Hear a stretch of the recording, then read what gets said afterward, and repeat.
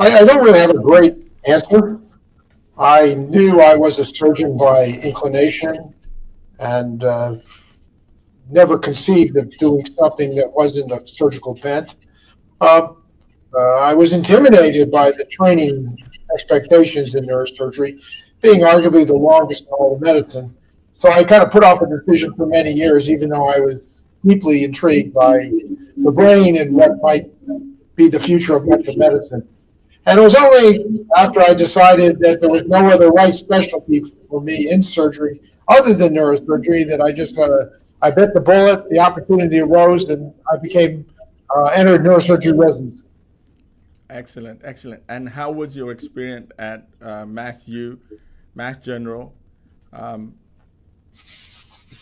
What were the challenges? Was it like, oh, you enjoyed the experience? Was it a tough experience? What sort of message would you say, hey, for doctors and physicians who would want to go into this field? How was your experience there? It was very arduous. It was an exercise in endurance, and it was definitely one of the toughest things I've done in my life before I started companies. But I did that deliberately. I wanted to challenge myself, and nowadays there's a lot of discussion about self-care and and having work-life balance and all that kind of stuff. And I was the antithesis to that. I wanted all in. I wanted to see what it was like to challenge myself to the greatest extent possible.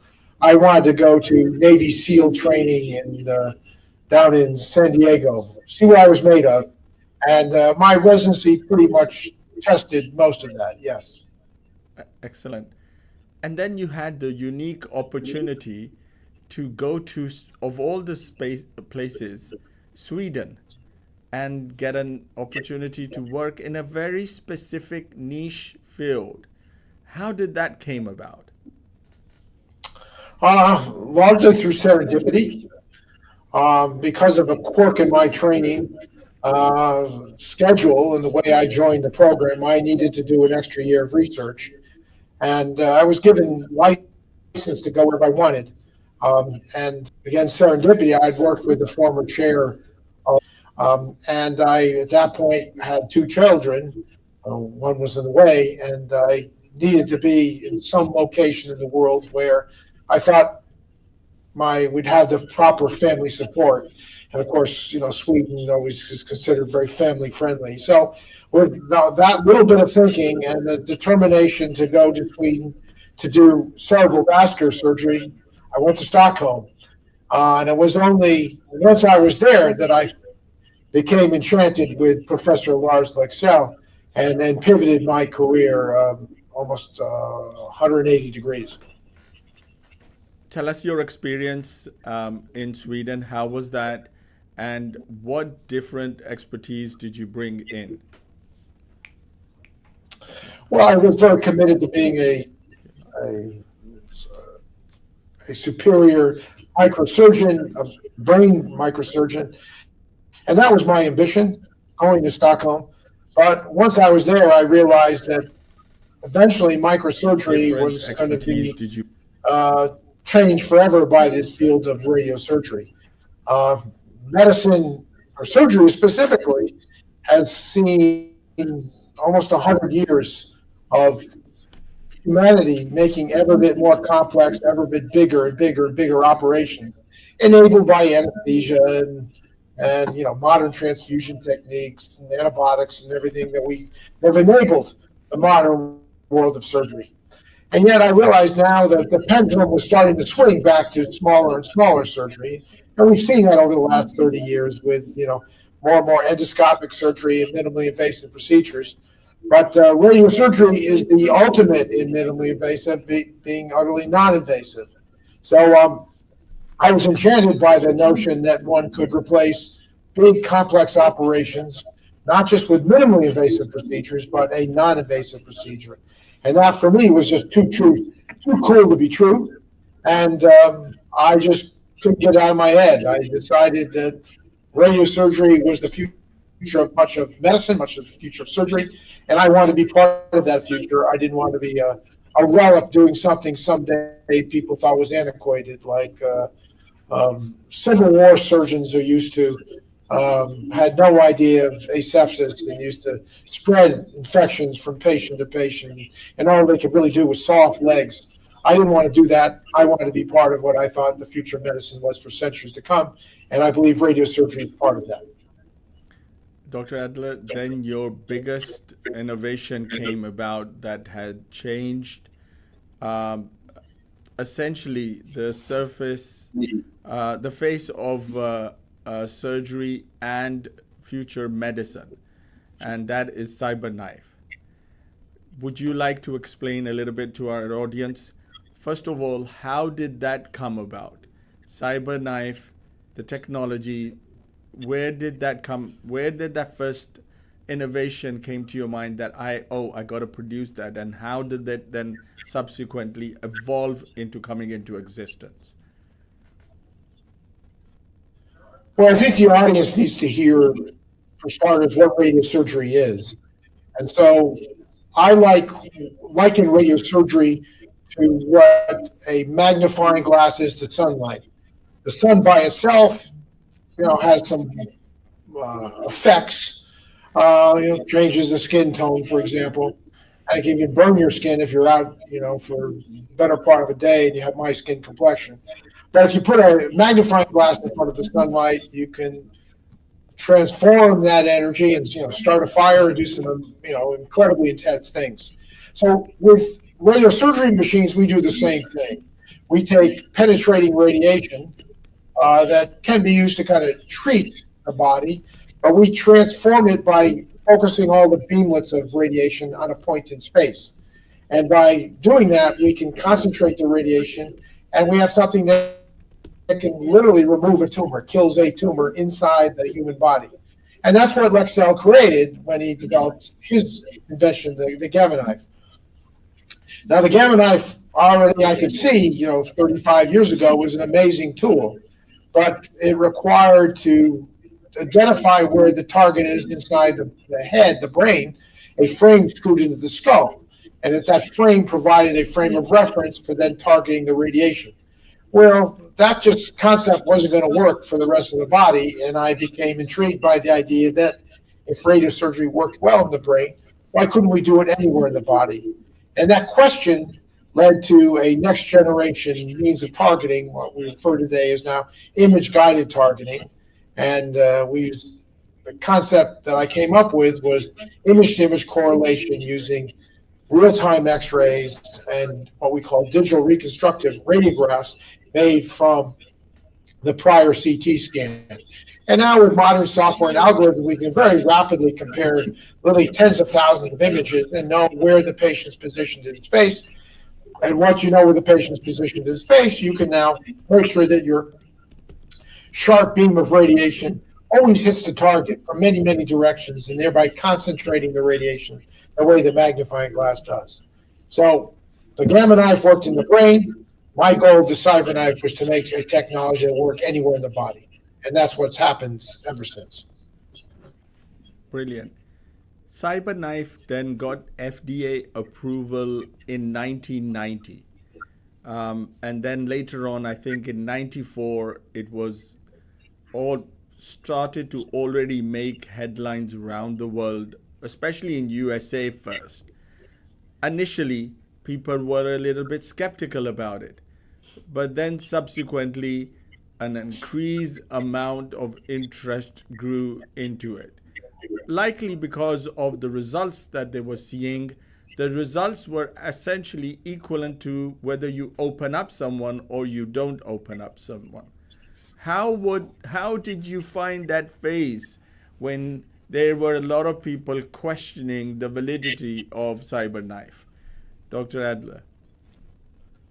Well, when people are questioning you, you're probably on the right path because you're threatening somebody. And I didn't mean threatening in an evil way, but threatening the perceived value and ego and technical skills of many surgeons who over the years have developed a skill set that enables them to do some pretty cool things in the operating room. But having said that, patients almost routinely would much rather have the same outcome with a non-invasive painless procedure. And that's a threat to some people's livelihood. So the fact that I was getting resistance didn't mean too much to me. I also got resistance from radiation oncology. In fact, all I ever got was resistance. You'll never, I think it's unthinkable that you're going to find new ideas or readily embraced right out of the gate. And I like to quote Gandhi, who famously said, first they ignore you, then they laugh at you, then they fight you, and then you win. And that's really kind of how human progress happens. Whenever there's change, there's going to be people who resist those changes. And while they always argue for tangential reasons that, they're concerned about patient well-being or that's usually the argument, the counter argument. Ultimately, if you dig deep enough, they're really concerned about their own well-being. And so I had to just, over the years, very methodically produce the data to show that CyberKnife radiosurgery was the equivalent, if not better, than open surgery. And eventually, when that data was out, patients voted with their feet. Patients really, really like radiosurgery. And if all patients were always given the option between radiosurgery and microsurgery, you would find very few patients ever choose microsurgery. Even to this day, there's still lots and lots and lots of resistance. And it's always said it's couched in medical technical terms and outcome data and statistical probability, when in the end, no, it's only about self-preservation on the part of the doctors who still resist. But having said that, we treat millions of patients now, and I think the data speaks for itself. It definitely does. And you'll be surprised to know, you mentioned Gandhi in just your quote a few minutes ago, and we in the audience have a person who's actually in Lahore, Pakistan, and he's saying, CyberKnife is there in their hospital. And it's amazing that you're across Atlantic, across the world, remotely, where good and benefit is being done to patients from your invention. So you're going to get a lot of blessings there for people who are being treated. Thank you. Well, yeah, it feels good to know that as we're talking here, probably dozens, if not 100 patients somewhere in the world are getting their CyberKnife treatment right now. It became very, very important for a couple of reasons. One is that you were able to get to lesions where normally a hand would not be able to get to. So that being one of the unique perspectives about CyberKnife, and this is for the audience. And then the second bit was that it was very, very targeted. A target therapy to a tumor that may be 0.5 centimeters, a centimeter more or even less.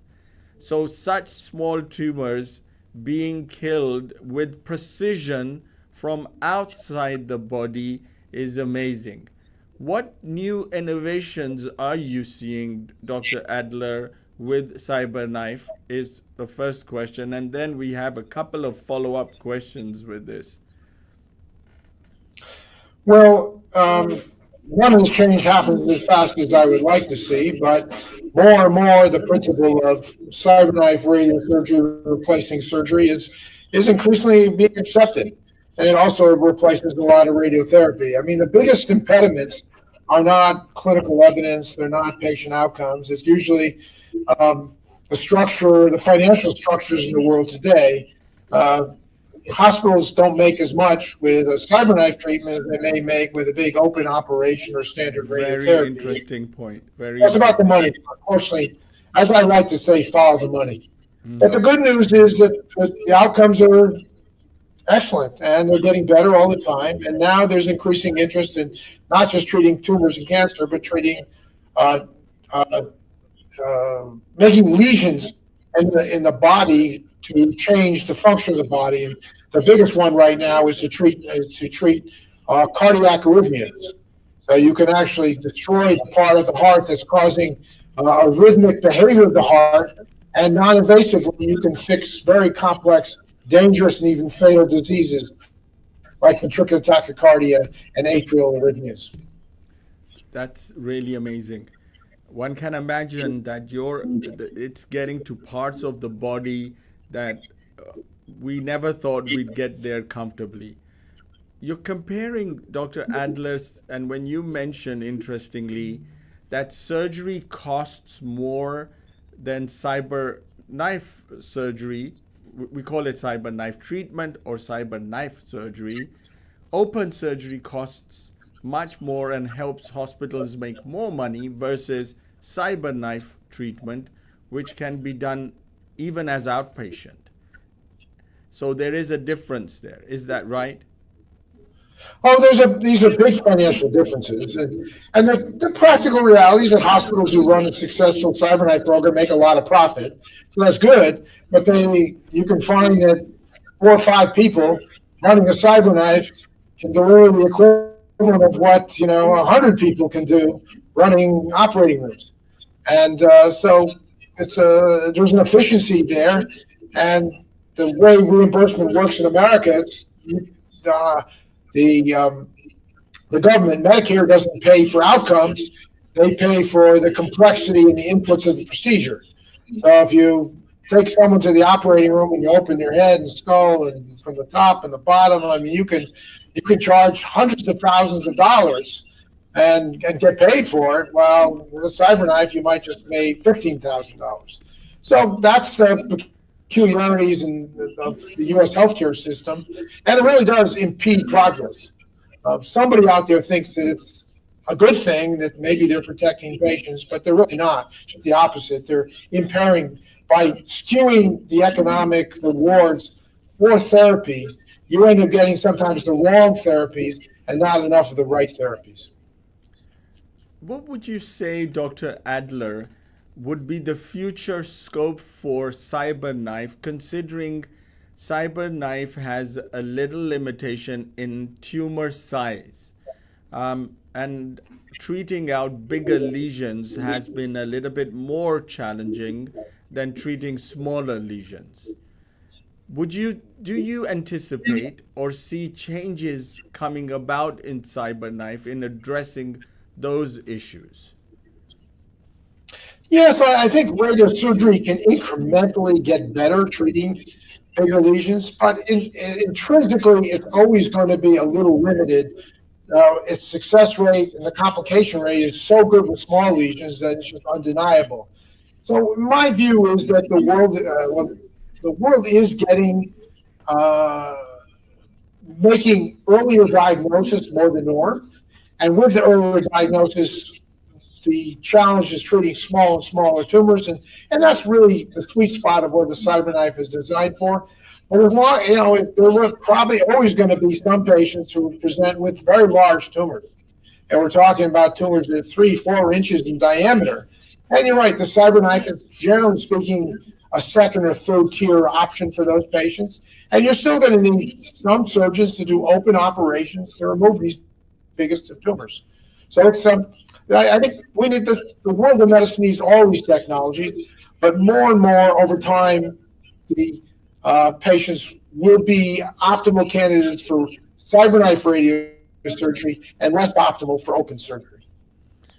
The invention of ZAP-X gyroscopic radiosurgery helped eliminate some of the costs that were associated with radiosurgery.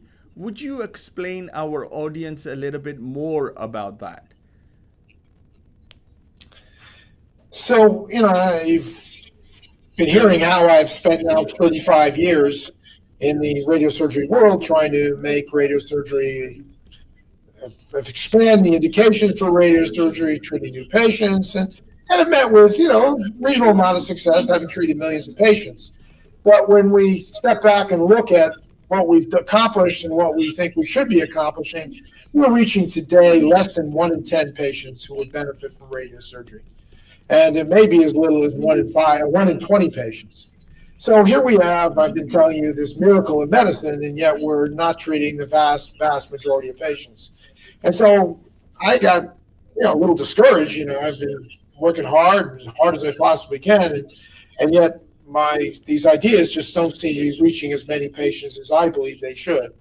And so more than 10 years ago, 12, 14 years ago, I decided to see if I could remedy some of this situation.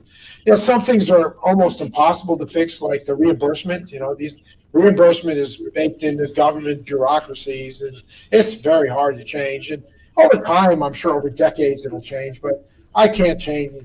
It's much easier to invent new technologies and to cure disease than it is to get governments to move. But my goal was to sort of make a technology that overcame some of the impediments to the greater availability of radiosurgery and to make it possible to treat more patients in more places. And so this time to address the problems at hand, I decided to just go back to the brain and head and neck, where I pointed out we're treating less than 1 in 10 patients. And so I made it, the goal was to make something that was easier to use, easier to cite, and lower cost and less complex. And that was those ideas, that problem, or the ambition, was the genesis for what became the ZAP-X and my company ZAP Surgical, which makes the ZAP-X. Dr. Adler, your work has been now explored in the field of epilepsy patients. And you wrote a paper regarding that in 2017. How is radiosurgical treatment of epilepsy? Tell us a little bit about that. How is that going about now? It's very exciting for a lot of the patients I know when we have now radiation or radiotherapy being treated for resistant epileptic patients or non-resistant for symptomatic relief. Well, it's not entirely a totally new idea. We've observed now for several decades, going back to Professor Lexell, and some of the work I did with him, is that patients who had seizures from lesions in the brain, like AVM, arterial venous malformations, often had improvement in their seizures literally within a few days or weeks of the treatment. And radiation somehow seemed to fix seizures in these patients. And doctors have gone on to treat seizures in a number of other epilepsy patients. And with some success, there was something called mesotemporal sclerosis, which is a condition that causes a very common type of epilepsy called temporal lobe epilepsy. And some doctors, headed by a team at UCSF, try to replicate what you did with an open operation. Instead of actually removing the whole temporal lobe, as is done with the traditional seizure operation, they try to just burn it with radiation. And they showed that you could get the same effect with radiosurgery, albeit that had a fair bit of temporary complications. But whatever, you see that people have been trying to treat epilepsy over the years, and that there was definitely a role for radiosurgery. But my what I would call seminal observation is that it is, in my experience, radiation can change the function of brain without killing it. So historically, all radiation, if we think about the way people viewed radiation for 100 years, radiation kills stuff. You use radiation and you kill the tumor, you kill the brain, you kill the liver. Radiation kills stuff. Well, what we've learned in treating the things like epilepsy is that there's a dose threshold where you don't kill, but you can change the activity of the brain circuit. And this has been a very important observation, and we're referring to this as radiomodulation. And radiomodulation is a concept that feeds off the notion of neuromodulation. So one of the biggest themes in medicine, and really one of the biggest unmet needs, is the idea that we do not know how to treat behavioral diseases very well. There are diseases like addiction, depression, chronic pain, for which medicine has failed these patients horribly. The World Health Organization will tell you things like cancer are cancer, HIV, tuberculosis, heart disease, they're really relatively unimportant. thinking the big picture compared to behavioral diseases like obsessive compulsive disease. And so what you found is that drugs just aren't working anymore. They don't work very well.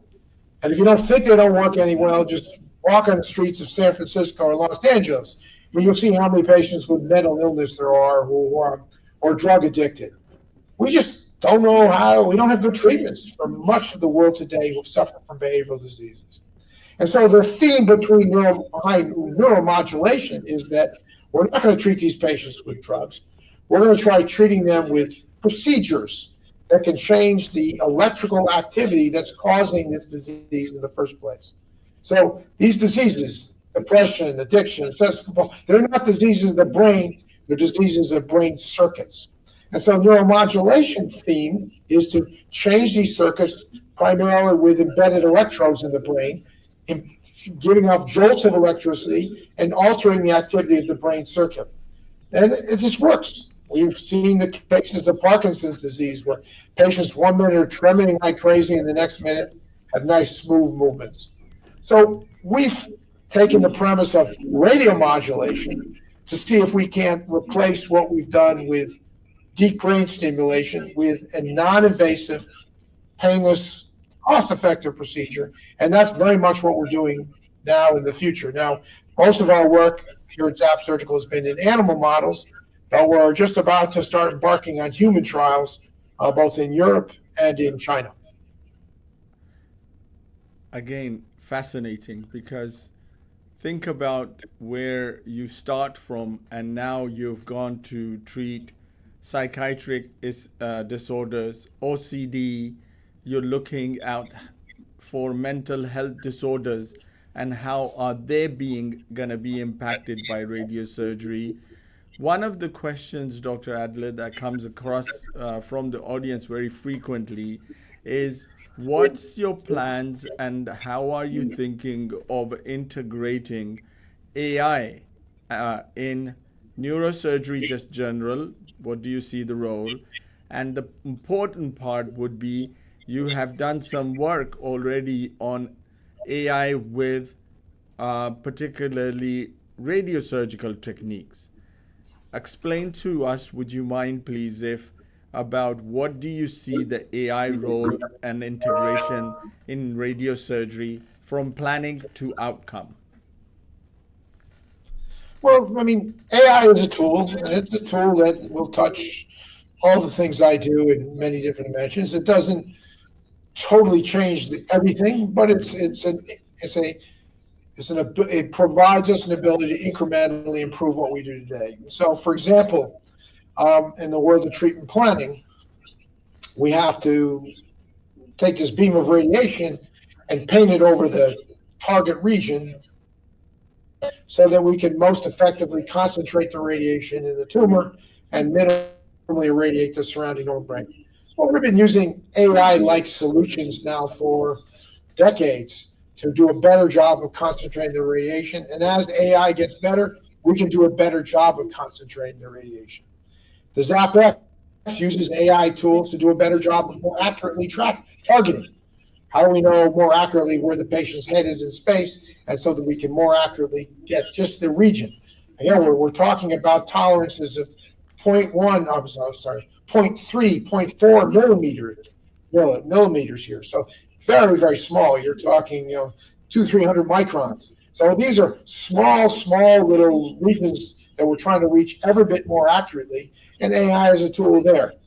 And then lastly, in this world of neuromodulation, functional world, treating psychiatric diseases, there's some very good work, especially by my former mentee, Eddie Chang at the University of California, San Francisco, who have shown that by using ever bit more sensing of the electrical sensing of brain function and AI tools, you could do a better and better job of deciding where the problem is in patients like depression.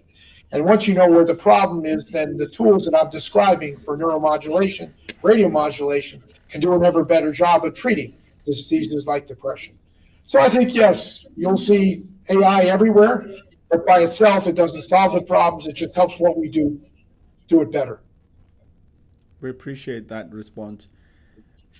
One question in the end, and then we may have a couple of, well, we do have a couple of questions from the audience. We really appreciate your global health accessibility work, where we've just discussed briefly before how you have integrated ZAP-X to affect the cost that is associated traditionally with radiosurgery. So just a general another thank from a lot of the audience and a lot of people for the grand work you are doing in that field. It really touches a lot of people, and your part of contribution to that is really appreciated. I don't know if you want to say a word about it or two, but I just wanted to make sure that we convey that message to you as well, and you get that message. It's being appreciated at a lot of places and worldwide as well.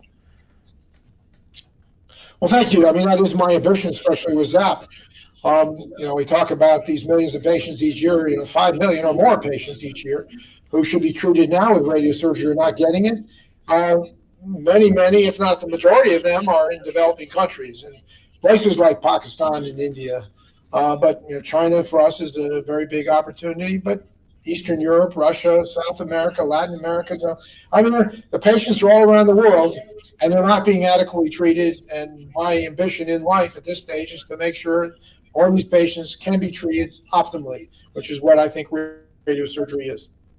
Truly appreciate that. I want to see if we have a couple of questions that we can take. I know we've already took a lot of Dr. Adler's precious time. Do we have Jeremy Rida? Let's have Rida's question in, please. See if she can speak out. Rida, can you hear us?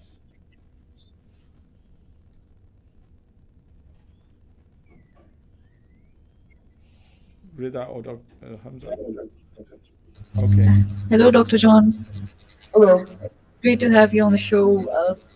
I had a question related to Alzheimer's disease. Earlier this day, I was just looking at a video on neurosurgical advancements that have been made for Alzheimer's disease, and there was this one topic that really stuck with me. They said during a neurosurgical process, they touched a part of the brain, the fornix, I think it was called, and it triggered in the patient memories from their childhood. So this was something that they was used for Alzheimer's. Testing was done for if they could cure Alzheimer's through this. I just wanted a little bit of overview on that. What's your thoughts? Well, thank you. Yes, there's been a little interest in and some experience with trying to stimulate this part of the brain, the fornix. There's two of them with these electrodes, these deep brain stimulators, and people have reported some modest but somewhat anecdotal success in the memory function of Alzheimer's patients. But it's not clear cut yet, and I think we're still trying to figure out whether this is much of a long-term solution or just a short-term palliation. There's also some early clinical experience, again anecdotal, treating Alzheimer's patients, what we call the hippocampus, where much of our memory resides, with low-dose radiation, and also finding that there seems to be some stimulatory effect for stem cells to help ameliorate the loss of stem cells in Alzheimer's. So I think we're in the early days. It's very premature to think we have any answers here, and there's just a small handful of clinical trials looking at these specific things. But stay tuned. I mean, these are the type of approaches that I think over decades will help us get a handle on Alzheimer's. But I forewarn you, it will be several decades before we really have, I think, a good avenue forward for treating Alzheimer's. A final message, Dr. Adler, to our audience. What can we anticipate to see in the next short term and a long term from cyber surgery? We'll be definitely very keenly following the progress and stuff. What's your just the final thought on that? Well, the final thought is nothing happens too fast in medicine. I wish it was that easy. If it was like building new cars or websites or something, you could change, you could iterate very fast. So these things happen slowly and unfortunately too slowly. But what you're going to see over the coming years and decades is ever greater accuracy to both trace the radiation inside the target you want to treat and especially hit the target. You'll see it more user-friendly, so more doctors in more locations can treat the more patients that I've alluded to. And gradually we'll keep expanding the indications. We've been talking here today about things like Alzheimer's, about depression, addiction, things that I think will in time become a reality. Alzheimer's is probably the last of all of them, but still it's a concept that's timeless. And because the non-invasive approach of radiosurgery is what medicine is going to look like, not just the next 10, 20, 50 years, but really over the next 100 years, if not 1,000 years. Radiosurgery is part of this non-invasive directed energy revolution that allows us to reimagine how to reconfigure the human brain and the human body to solve human pathologies. Dr. Adler, it's a great pleasure having you in our podcast and our studio today. And thank you very much for your precious time today. Thank you, Dr. Khan, and thank you for your audience for listening. Thank you very much. Have a great day. Jeremy, you have a video to play for Dr. Adler's final, the CyberKnife. Would you mind just playing a brief video on that? What CyberKnife is actually a number of beams, anywhere from 50 to 300 individual beams that when they converge on the cancer and gives high doses of radiation to the cancer with very low doses to the surrounding structures. Radiation oncologists will look at the patient's records to determine whether they're a CyberKnife candidate. If they're a CyberKnife candidate, then the patient goes on to see a pulmonologist. What the pulmonologist is going to do is they're going to place little gold seeds near the cancer. CyberKnife uses those fiducial markers to see where the cancer is. After those markers are placed, we usually wait about a week, have the patient come back in for a chest x-ray just to verify those markers are still there. After that, the patient goes through what's called a CT simulation. And they get a CAT scan of the area we're going to treat, which is the chest, and we implant that CAT scan into our treatment computers.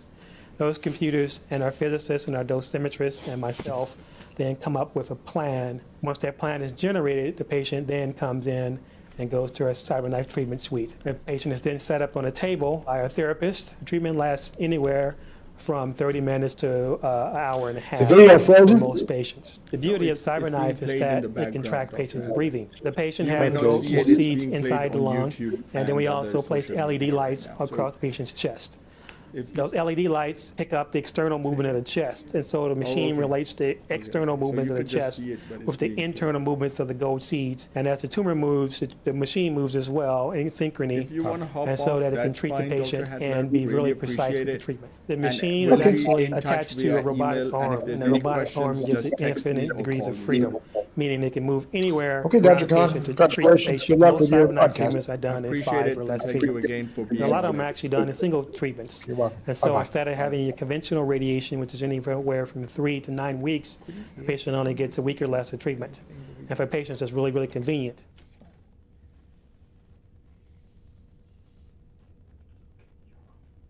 Okay, well, guys, thank you very much, everyone. I think that was really informative, not just for you guys, but for me as well. This was, CyberKnife is really a groundbreaking research and a tool that is being used right now. Having Dr. Adler on is it's really an honor in a way, and a truly inspiring, innovative person. So very good. I want you all to remind you guys to like and subscribe, and there will be a post-production video out. So please don't forget to do that. That's very important. The other thing I want to emphasize is that this is the grand rounds are sort of run on your participation. So if you guys are not participating and not sending questions to us, it becomes a little bit futile. So this exercise. So as you gain a little knowledge, our aim is to part more of this information to you, so you all can sort of like participate and sort of like look into what is going on in the medical world in general, so that information comes across to you. And then when needed, you will know, oh, there is CyberKnife that it can be used. And as a matter of fact, whether it's CyberKnife or Youngism or anything, we'll be sending that video out on John Hollis, which is, he's like equivalent to Freud's concept. So please make sure that you share them, and then also you participate. I mean, that's more important. That's it. Thank you very much. I know it's 4 o'clock. I appreciate all of you joining us and being a part of it, and contributing in whatever way you can. Thank you, and have a good weekend.